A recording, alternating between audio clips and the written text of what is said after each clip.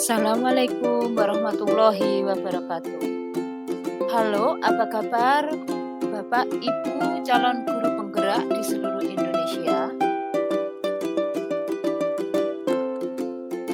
Di sini izinkanlah saya memaparkan aksi nyata modul 1.4 tentang budaya positif. Perkenalkan, fasilitator saya yaitu Bapak Sutarji SPD MM. Dengan pengajar praktik Ibu Sumarmi SPD GM. Dan saya sendiri Mariatun CGP Angkatan 7 dari SMP Islam Kampak Kabupaten Trenggalek.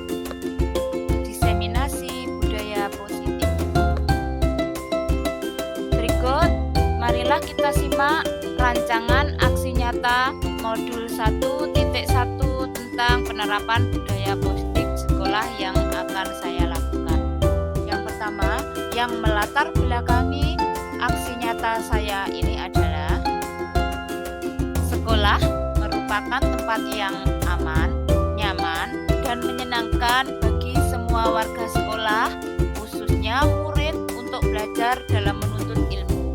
Hal ini sejalan dengan filosofi pendidikan Ki Hajar Dewantara, yaitu tentang tujuan pembelajaran di sekolah harus dapat membawa murid untuk memperoleh kebahagiaan setinggi-tingginya melalui merdeka belajar.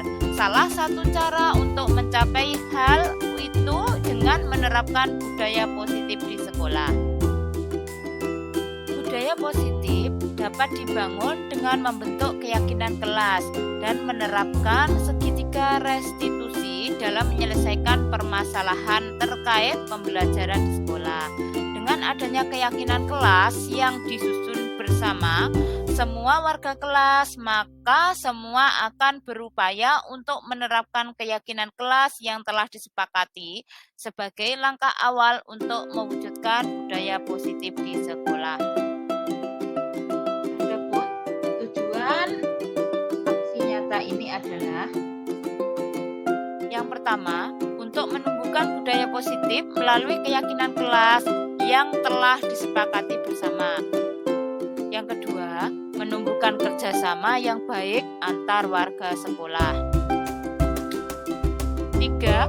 Menumbuhkan budi pekerti yang baik, diantaranya disiplin, tanggung jawab, dan memiliki komitmen. 4.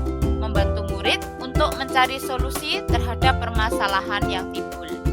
Yang kelima, untuk dapat menumbuhkan motivasi intrinsik pada murid. 6. Agar dapat meningkatkan rasa percaya diri pada murid. Tolak ukur dalam aksi nyata ini adalah 1. Terbentuknya keyakinan kelas atau kesepakatan kelas sesuai profil pelajar Pancasila. 2. Murid menjadi pribadi yang disiplin dan bertanggung jawab serta memiliki komitmen yang kuat. Yang ketiga, semua warga kelas mampu menerapkan keyakinan kelas yang disepakati bersama. 4. Terwujudnya pembelajaran yang menyenangkan dan bermakna. 5. Mendokumentasikan praktik baik budaya positif di kelas maupun di sekolah. 6. Siswa mampu menunjukkan perubahan perilaku sebagai pembelajaran atas permasalahan yang telah dilakukan. Lini masa tindakan yang akan dilakukan pada aksi nyata modul 1.4 ini adalah 1. Berkoordinasi dan berkolaborasi dengan wali kelas untuk membuat keyakinan kelas di kelas masing-masing.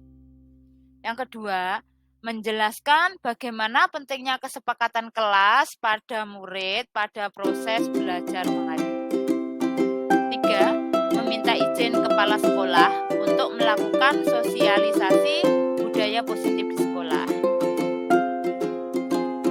Mensosialisasikan budaya positif kepada murid, kepala sekolah, dan rekan-rekan sejawat.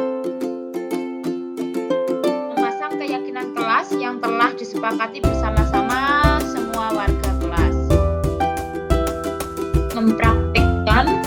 segitiga restitusi untuk menyelesaikan permasalahan yang timbul.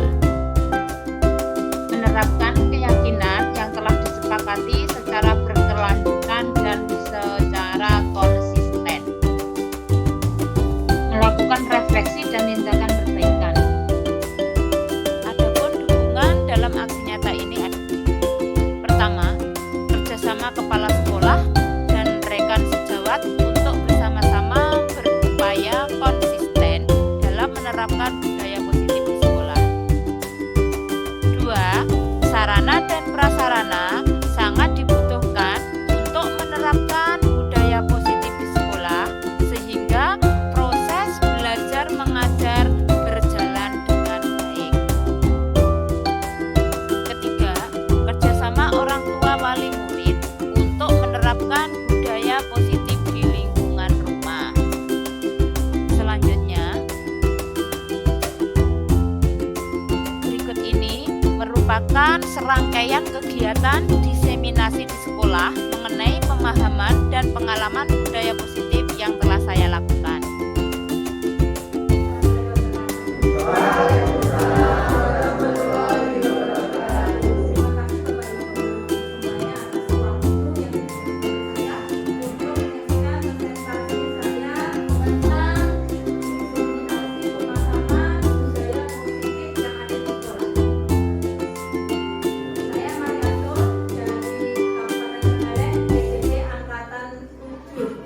SMP Seram Tampak.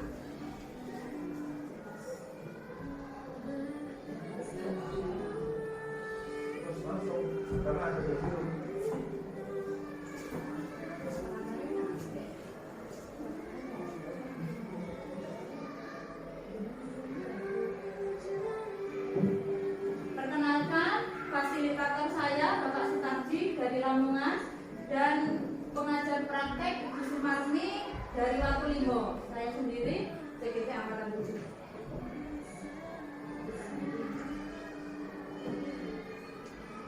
Agenda yang akan saya berikan di sini tentang dasar pemikiran Ki Hajar Dewantara serta budaya positif di sekolah beserta penerapannya. Yang pertama, dasar pemikiran Ki Hajar Dewantara. Dasar pemikiran KHD yang pertama, menuntun. Di sini maksud pendidikan itu adalah menuntun, bukan menuntut. Ya.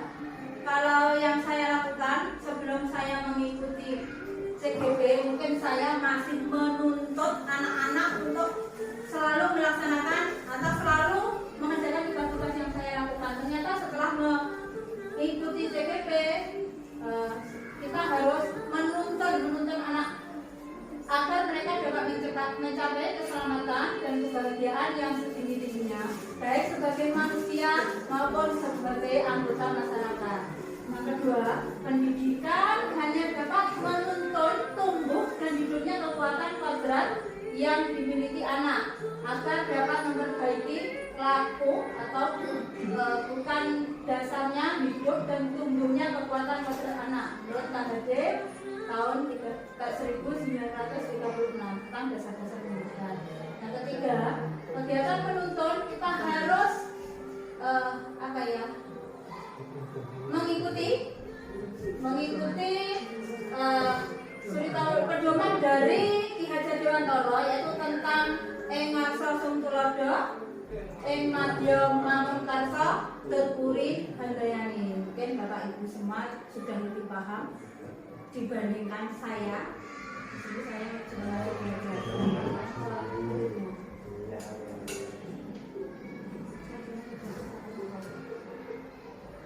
Yang dasar pendidikan KHD yang kedua yaitu tentang kodrat anak. Kodrat anak itu mestinya merdeka atau bebas ya. Tapi di sini maksudnya bebas itu bukan kok bebas seluas-luasnya, tapi bebas bertanggung jawab. Ya. Manusia merdeka merupakan manusia yang hidup, lahir, dan batin tidak tergantung pada orang lain, akan tetapi berdasarkan atas kekuatannya sendiri. Maksud pengajaran dan pendidikan yang berguna untuk kehidupan bersama yaitu memerdekakan manusia sebagai bagian dari persatuan rakyat. maksudnya memerdekakan manusia itu ya tidak menuntut anak, tapi kita butuh untuk menuntun menuju ke jalan yang lebih baik. Yang kedua, pengaruh pengajaran itu umumnya memerdekakan manusia atas hidup lahirnya, sedangkan merdekanya hidup batin itu terdapat pada pendidikan. Menurut Ki Hajar Dewantara tentang prasaran 5 Kongres PPPKI ke-1 di Surabaya. Yang kedua, kodrat anak itu bermain.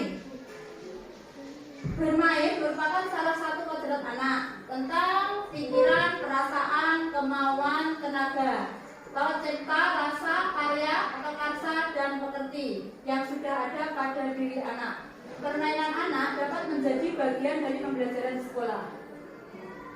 Bermain dalam konteks luas adalah berkarya. Di sini untuk misalnya dalam pendidikan anak, maksudnya bermain itu anak-anak diminta untuk berkarya.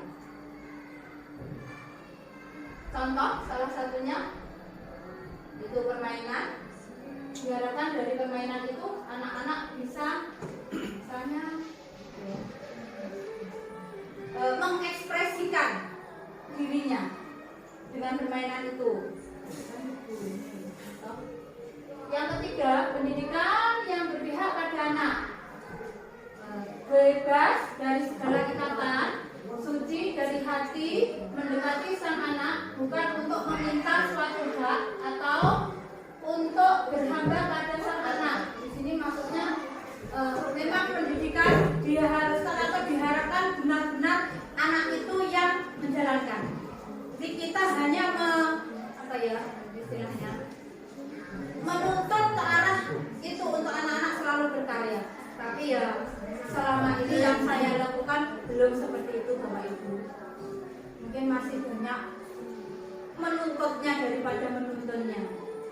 Tapi mudah-mudahan dengan mengikuti TBP ini nanti saya benar bisa menuntun anak ke arah anak lebih berkarya atau lebih mereka pendidikan yang saya lakukan lebih berpihak pada siswa. Mungkin yang selama ini yang saya lakukan itu dengan anak-anak melakukan praktek. Kalau di IPA misalnya yang kemarin pas rangkaian seri paralel anak-anak sendiri yang belajar, anak-anak sendiri yang menemukan konsep bagaimana itu rangkaian paralel, bagaimana rangkaian seri itu yang selama ini yang saya lakukan. Dasar pendidikan yang keempat bukan tabulasa. Di sini maksudnya tabulasa itu anak bukan merupakan kertas kosong, tetapi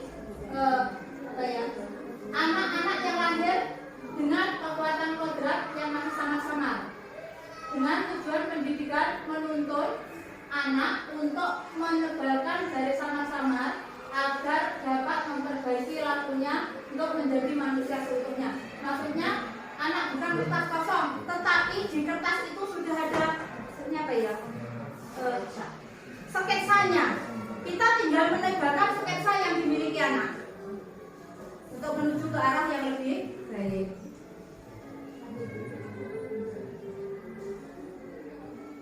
Ini contoh anak-anak yang bukan tabulasa, menebalkan laku anak dengan kekuatan konteks dari diri anak. Mungkin di situ biarkan anak suka yang bermain dengan istilahnya karakter mereka sendiri. Lanjut begitu. Yang kelima, dasar pendidikan KHD itu adalah budi pekerti. Budi pekerti, watak, karakter adalah bersatunya antara gerak pikir, perasaan, dan kehendak atau kemauan sehingga menimbulkan tenaga dan semangat mereka dalam hal belajar ini. Yang kedua, budi pekerti itu merupakan bentuk budi itu merupakan pikiran, perasaan, kehendak maupun kemauan. Budi pekerti juga bisa diartikan sebagai cipta, karasa, karsa, serta pekerti, keseimbangan antara keselarasan hidup. Ini contoh budi pekerti, ya. Bapak Ibu yang jelas sudah mesti paham. Yang keenam, dasar pendidikan KHD adalah kita sebagai pendidik itu atau sekolah kita diibaratkan sebagai petani. Jadi maksudnya kita itu diibaratkan sebagai petani. Ya. Seorang petani di sini hakikatnya ada sama kewajibannya dengan seorang pendidik, yaitu istilahnya merawat, ya. Kita harus merawat, memupuk dan lain sebagainya sehingga di hasil akhir akan menciptakan hasil yang maksimal. Maksudnya kita sebagai petani, contohnya dalam menanam jagung, kita yang pertama yang jelas kita harus menabur benih. Kalau benih sudah tertabur, apa yang perlu kita lakukan? Misalnya seperti itu, kita harus merawat dengan mungkin menyemai rumput, dengan menyirami setiap hari, dengan menggunakan pupuk. Saya seperti itu. Yang kedua, poin atau agenda yang kedua tentang budaya positif dan penerapannya yang ada di sekolah kita.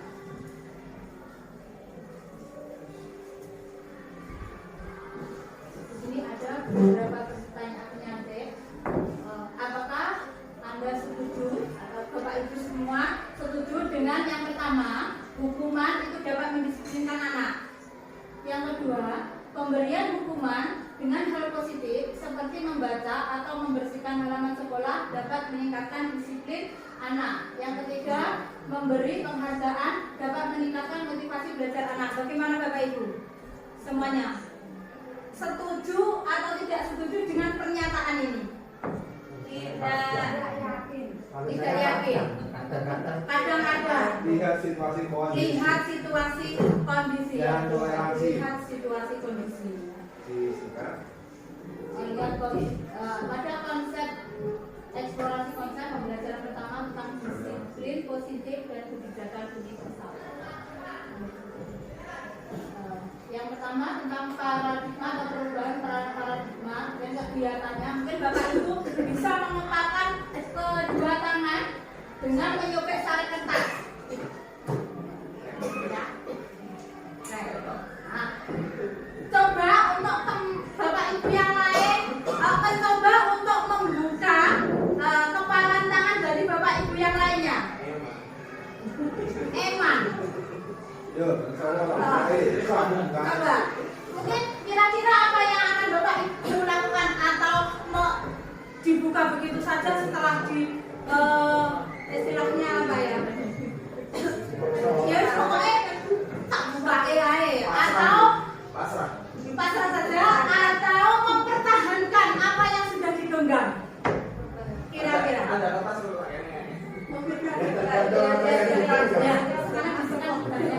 ada yang mungkin mempertahankan, ada yang mungkin membuka atau melepaskan. Mungkin Bapak Ibu yang mau membuka dengan segala cara atau bisa dengan memiliki tip ben guyu ben ini tidak bisa apa namanya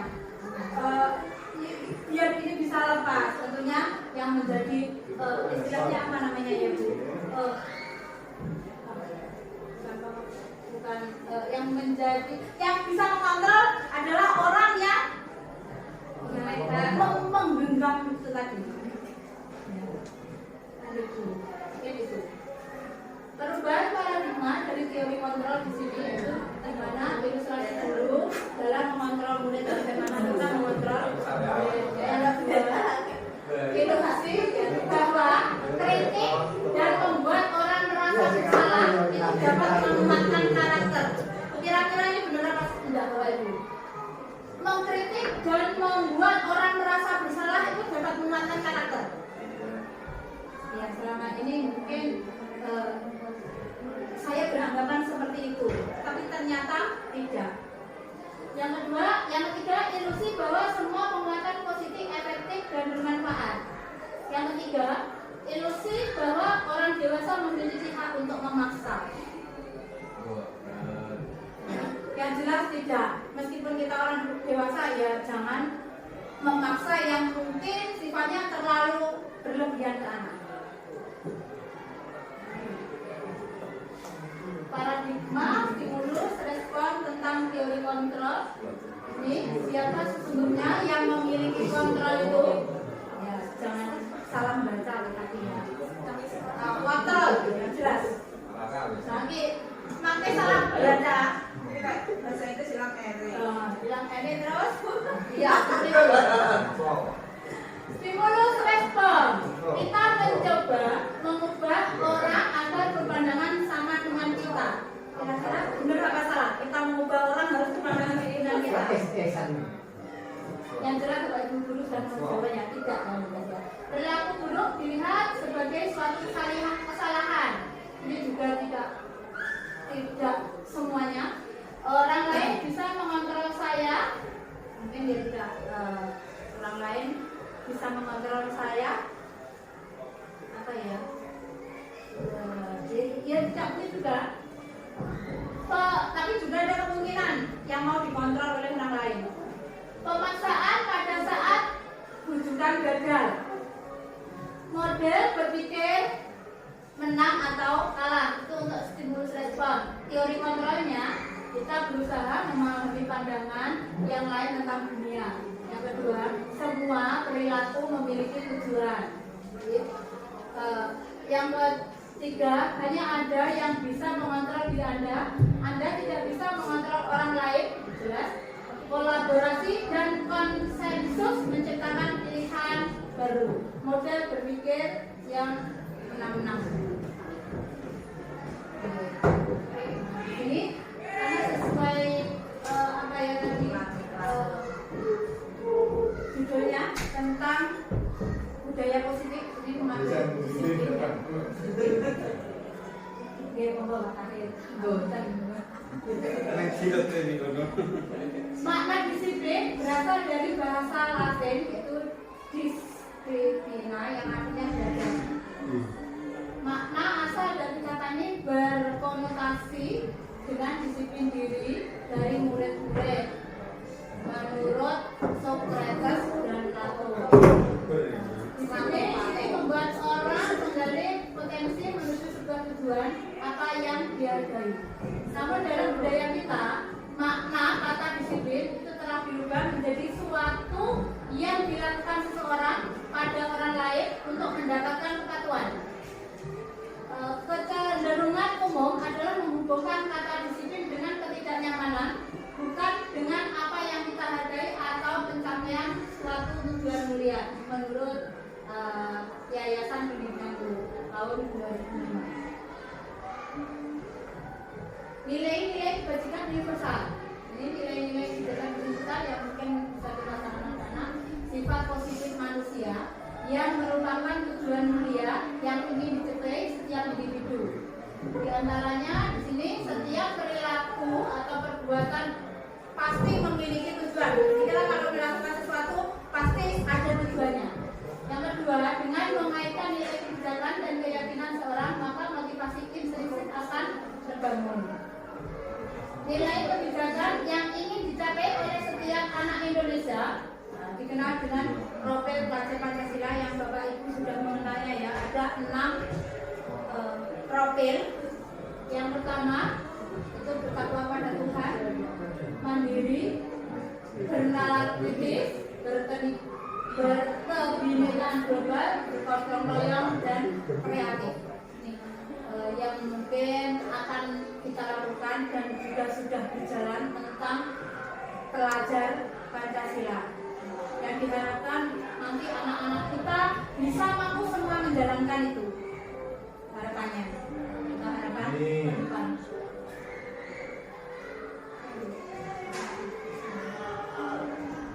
Materi yang kedua tentang teori motivasi, hukuman dan penghargaan serta restitusi. Di sini teori motivasi perilaku manusia itu ada 3, yaitu untuk menghindari ketidaknyamanan atau hukuman. Apa yang akan terjadi bila saya tidak melakukannya? Itu termasuk motivasi eksternal. Yang kedua motivasi eksternal juga untuk mendapatkan imbalan dari orang lain. Itu apa yang akan maksudnya apa yang akan dapat saya peroleh jika saya melakukan itu. Saya kalau anak-anak kita meminta anak untuk mengerjakan tugas. Kalau saya mengerjakan tugas dengan benar, apa yang akan saya dapatkan menurut teori motivasi perilaku. Yang ketiga, untuk menghargai diri sendiri.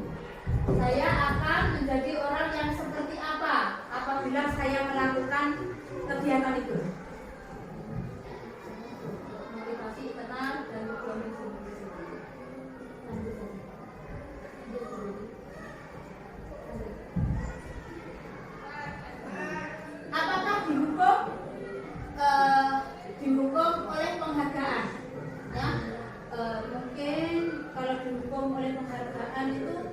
sebenarnya juga tidak terlalu baik untuk anak-anak. Anak-anak malah menjadi ketergantungan. Saya mau apa ya? Saat kita berulang, istilahnya ingin terluka. Hukum dengan bentuk penghargaan. Loh, aku seperti ini loh, seperti ini saja dapat penghargaan. Saat kita berulang kali menjanjikan hadiah kepada anak, jadi maksudnya di sini menghubung dengan berbagai anak itu kalau tidak diberikan apa ya istilahnya hadiah, dia tidak mau melakukan di situ. Intinya untuk dihukum dengan berbagai itu nanti akibatnya di situ.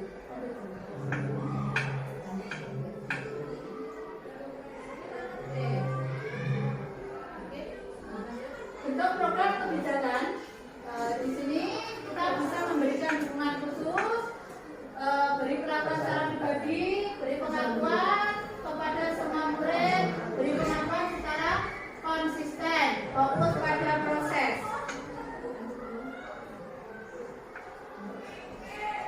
Konsep hukuman, konsekuensi dan restitusi. Di sini ada beberapa contoh.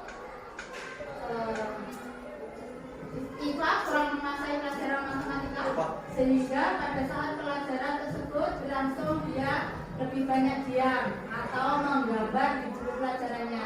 Pada saat guru matematikanya Pak Seno, misalnya namanya Pak Seno, menanyakan pertanyaan IPA menjadi gugup dan tidak sengaja menjatuhkan tasnya dari kursi serta tiba-tiba menjadi gagap dan pada saat berupaya untuk menjawab seluruh kelas pun tertawa. Melihat perlakuan IPA yang bicara tergagap dan terkejut, Pak Seno pada saat itu memberikan teman-teman IPA menertawakan IPA yang tergagap dan malu luar biasa dan menahan minta IPA untuk maju ke depan, berdiri di depan kelas sambil menunjuk hidungnya. Kita bayangkan disuruh berdiri di depan kelas terus sambil menunjuk hidungnya. Tujuannya apa? Karena tidak bisa menjawab, karena tidak bisa menjawab berarti dia memberikan hukuman. Di sini ada beberapa pertanyaan. Apakah Anda setuju atau Bapak Ibu semuanya setuju dengan tindakan yang dilakukan Pak Seno? Ada anak yang tidak mengerti atau memang kurang mampu, habis itu ditanya dia gagal. Akhirnya Pak Seno meminta anak itu berdiri di depan kelas sambil menunjuk hidungnya. PPD. Itu maksudnya. Apakah menurut Bapak Ibu tindakan Pak Seno atau setuju dengan tindakan Pak Seno? PPD. Kira-kira ada yang setuju dengan tindakan Pak Seno? Terima kasih. Tapi menurut Bapak Ibu tindakan Pak Seno seharusnya bagaimana? Atau ini merupakan sebuah hukuman atau sebuah konsekuensi?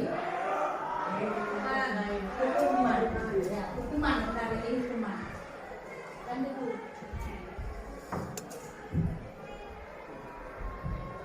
Ini ya, ada beberapa contoh mana yang termasuk hukuman, mana yang termasuk konsekuensi. Contoh hukuman, misalnya ada anak yang melanggar, terus kita meminta menuliskan 100 kali.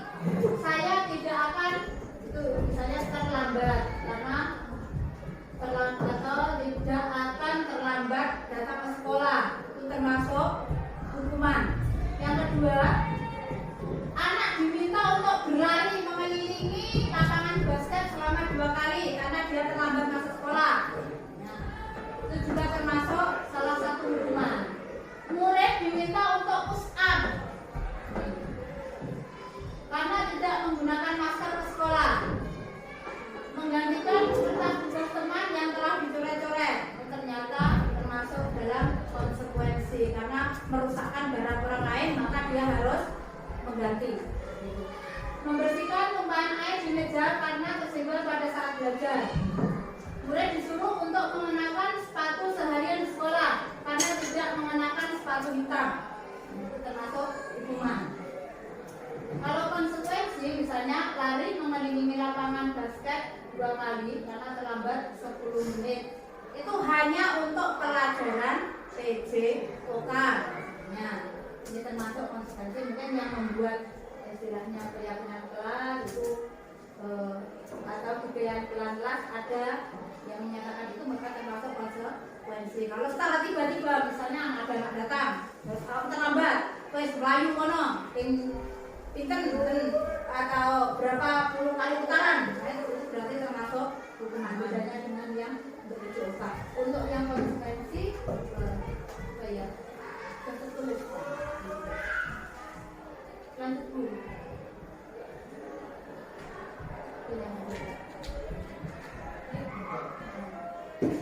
Apa bedanya hukuman dengan konsekuensi? Di sini hukuman itu merupakan sesuatu yang menyakitkan.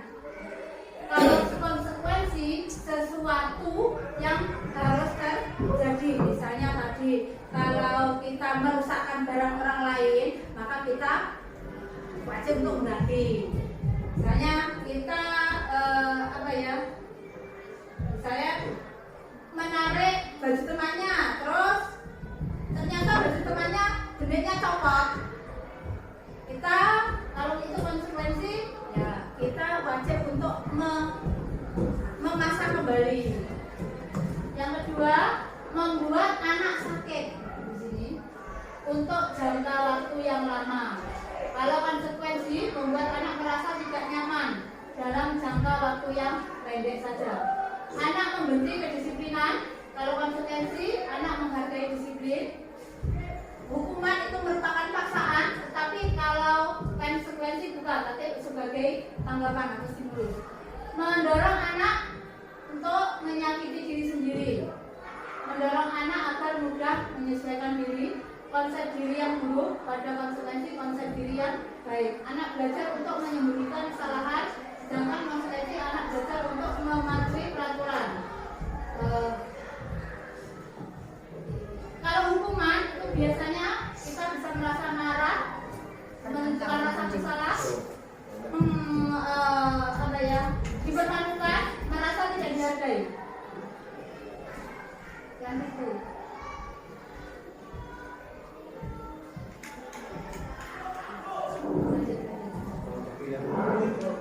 Yang ketiga, restitusi. Restitusi merupakan proses menciptakan kondisi bagi murid untuk memperbaiki kesalahan mereka, sehingga mereka bisa kembali pada kelompok mereka dengan karakter yang lebih kuat. Restitusi juga merupakan proses kolaboratif yang mengajarkan murid untuk mencari solusi untuk masalah mereka dan membantu murid berpikir tentang orang seperti apa. Bisa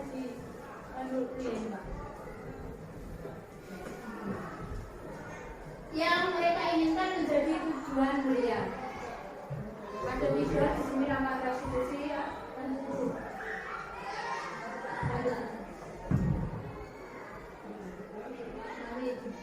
Yang selanjutnya tentang keyakinan kelas, mungkin di sini Bapak Ibu Wali kemarin juga sudah membimbing anak-anak untuk membuat keyakinan kelas.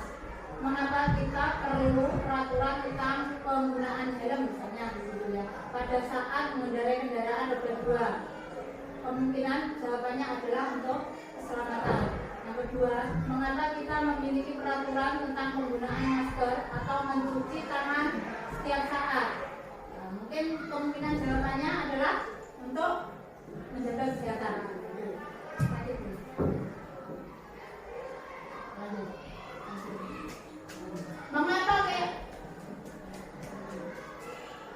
Mengapa keyakinan kelas? Mengapa kok tidak peraturan atau yang lainnya? Peraturan kelas saja. Ya. Mengapa kok kita memilih keyakinan kelas? Karena untuk mendukung tumbuhnya motivasi intrinsik pada anak dengan kembali ke nilai-nilai keyakinan yang diharapkan akan lebih menggerakkan seseorang itu dibandingkan mengikuti serangkaian peraturan. Misalnya ya namanya keyakinan, memang kita harus yakin. Kalau misalnya kita beragama Islam, memiliki keyakinan beragama Islam, berarti ya anak itu harus memiliki yakin dan harus mampu istilahnya menjalankan setiap syariat yang ada di dalam agama Islam. Keyakinan pun diharapkan juga seperti itu. Tapi ya selama ini mungkin keyakinan kelas itu bagian anak tidak begitu juga. Itu kan saya yakin setiap kelas itu sudah ada keyakinan kelas tersendiri. Ini bedanya antara peraturan dengan keyakinan kelas. Kalau peraturan sesuatu yang selalu dikembalikan ke buku ke tempatnya, misalnya keyakinannya kelasnya termasuk tanggung jawab, dilarang mengganggu orang lain, itu keyakinan kelasnya menghormati orang lain, hadir di sekolah 15 menit sebelum pelajaran mungkin bisa menghormati orang lain, keyakinan kelas bisa berkomitmen atau bisa termasuk kedisiplinan. Dilarang melakukan kekerasan, keyakinan kelasnya termasuk keselamatan, menghormati orang lain juga, bergantian atau menunggu giliran, menghormati orang lain, menggunakan masker, gunanya untuk kesehatan atau keyakinannya karena agar dia sehat maka menggunakan masker. Jangan berlari di koridor, termasuk keyakinan untuk keselamatan. Hal yang perlu diperhatikan dalam pembentukan keyakinan kelas. Yang pertama, keyakinan kelas bersifat lebih abstrak daripada peraturan yang lebih rinci. Yang kedua, keyakinan kelas berupa pernyataan yang universal. Yang ketiga, pernyataan keyakinan kelas senantiasa dibuat dalam bentuk positif. Empat, keyakinan kelas hendaknya tidak terlalu banyak, tetapi dapat dijalankan anak itu dengan baik dan mudah dipahami. Keyakinan kelas sebenarnya sesuatu yang dapat diterapkan di lingkungan tersebut. Semua warga kelas sebenarnya ikut berkontribusi dalam membuat keyakinan kelas. Maksudnya semua yang ada di dalam kelas itu berkontribusi. Apa itu berkontribusi? Turut andil dalam pembuatan keyakinan kelas, bersedia meninjau kembali keyakinan kelas. Konsep kesempatan kelas yang pertama, yang jelas harus ada guru dan murid yang saling menyayangi. Yang kedua, murid merasa bersemangat belajar, murid peduli dengan teman-temannya.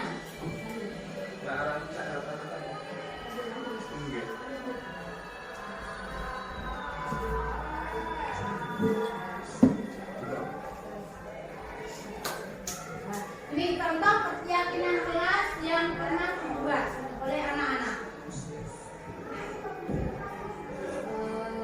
Itu membuang sampah pada tempatnya, tidak berbicara jorok, tidak ramai.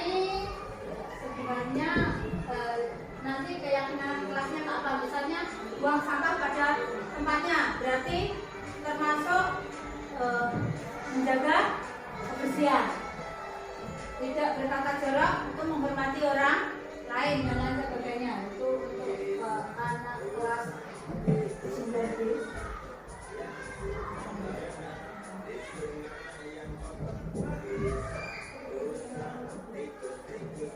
Yang keempat tentang kebutuhan dasar manusia. Di sini ada 5 kebutuhan dasar manusia. Di antaranya kasih sayang dan rasa diterima, itu kebutuhan dasar. Yang kedua, penguasaan, kesenangan, kebebasan dan bertahan hidup.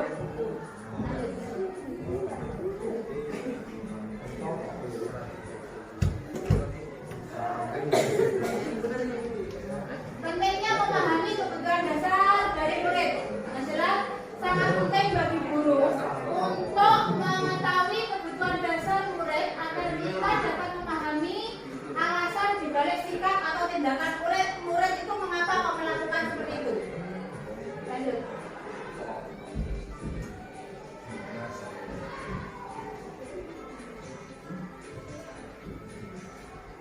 Cara menemukan solusi, ya. Misalnya ada anak yang istilahnya membutuhkan kebutuhan dasar tadi. mengajak anak untuk berdialog. Yang jelas semua Bapak Ibu sudah melakukan semuanya ya. Kalau ada anak-anak yang mungkin bermasalah, pasti diajak berdialog. Nyampe wakmu kok melakukan itu, saya yakin Bapak Ibu guru nggak langsung menuntut anak sama salah melakukan itu, pasti bertanya dulu kenapa kok melakukan hal seperti itu. Yang kedua, melibatkan dalam kegiatan dan memberi peluang nilai tersebut untuk mencapai tujuan yang berarti. Dilibatkan mungkin dalam kegiatan kita, alhamdulillah ada ekstra kurikuler sekarang, mungkin anak-anak bisa untuk mengurangi rasa kejenuhan anak juga dengan kegiatan ekstra kurikuler. Yang ketiga, membangun hubungan yang bisa membangun kepercayaan dan keintiman dengan anak. Tapi di sini maksudnya keintiman bukan kok intim terus bergaul, itu bukan maksudnya. Menciptakan keintiman itu ya mungkin saling keakraban. Membentuk pembelajaran yang berdiferensiasi dengan kebutuhan anak. Maksudnya kebutuhan tadi ini ada beberapa contoh.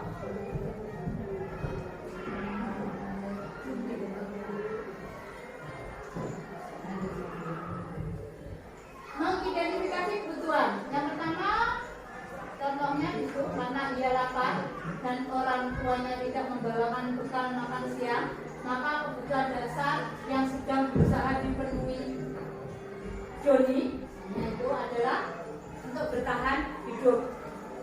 Oke, karena tidak dibawakan bekal, bisa makan punyanya temannya, mungkin seperti itu. Nebeng. Tidak seperti itu ya. Yang kedua, merasa senang, semuanya menjadi atau jadi memperhatikan dia, berarti rasa senang dan diterima. Karena dia merasa hebat, teman-temannya jadi ikut dengan dia untuk menuju keinginan, maka sebetulnya Doni sedang berada dalam kebutuhan dasar kekuasaan dan lain sebagainya. Sudah.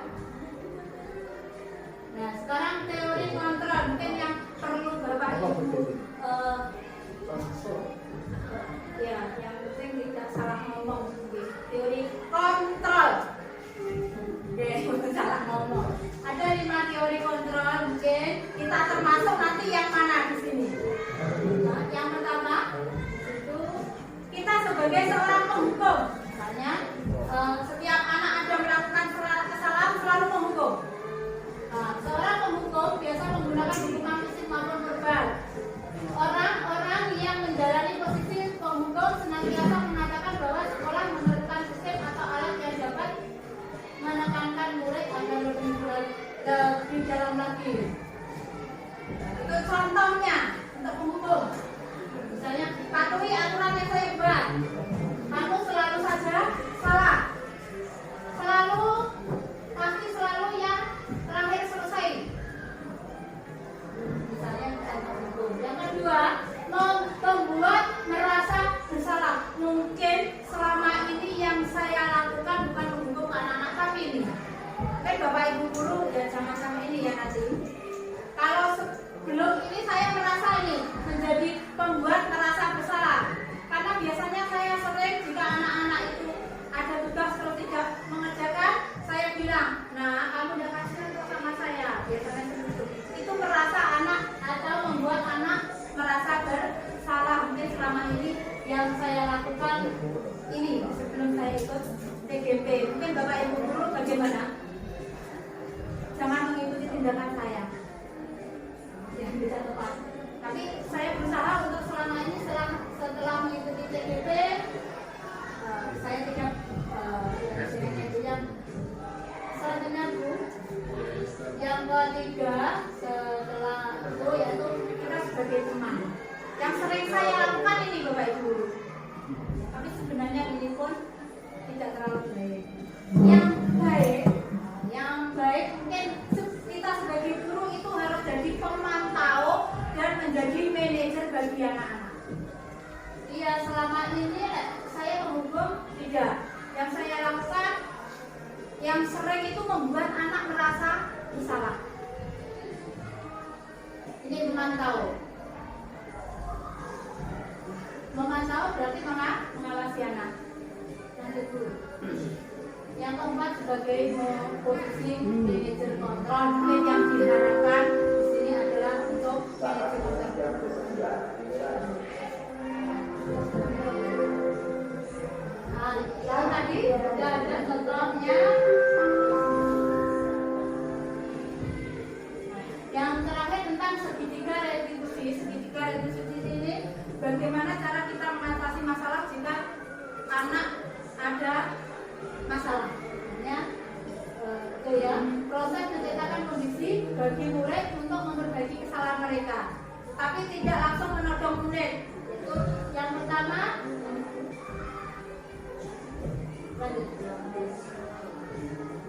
Menstabilkan identitas.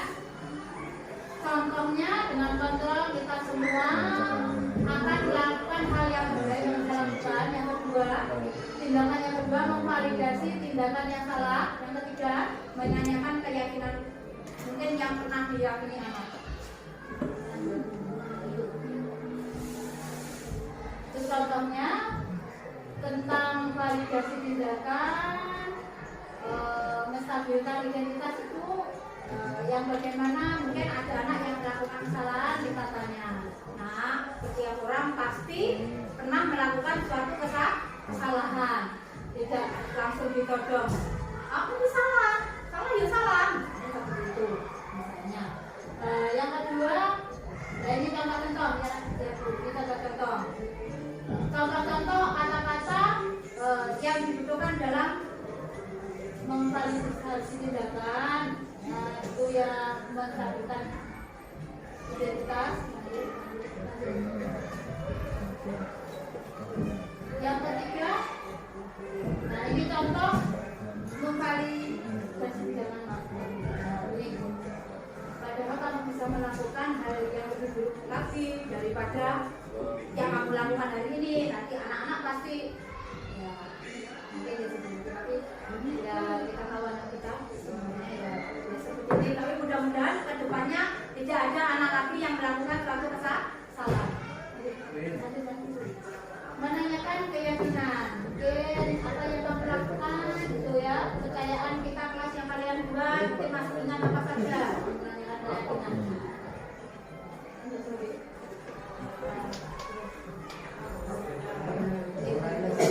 Mari mewujudkan budaya positif untuk mengantarkan anak-anak kita menjadi pelajar yang merdeka.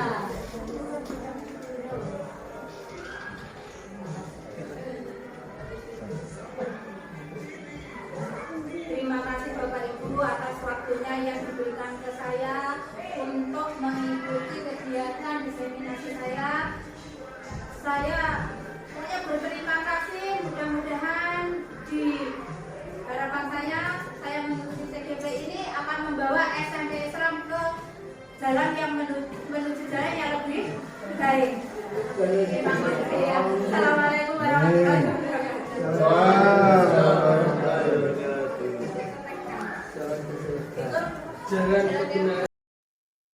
Demikianlah serangkaian kegiatan aksi nyata yang saya lakukan. Mudah-mudahan dapat bermanfaat. Saya ucapkan terima kasih. Salam guru penggerak, tergerak, bergerak, menggerakkan. Wassalamualaikum warahmatullahi wabarakatuh.